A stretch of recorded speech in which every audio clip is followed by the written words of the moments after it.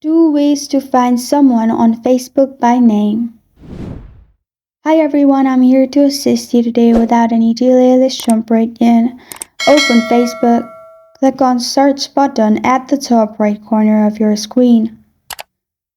After you click on search button, you can simply search the person's name. Then go to people at the top.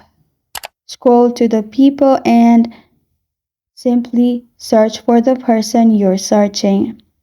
If you don't find it from here, what you can do is simply open Chrome or any browser in your device. In here, search for Find Facebook account. Click on Forgot password, can't log in, which is the first option. Then, in here, click on Search by email instead. After you've clicked on that, simply search the person's name in here and then press on continue. After you've pressed on continue, you will find various persons pop up. Simply select the person you're searching for. And this is the two ways to find someone on Facebook by name.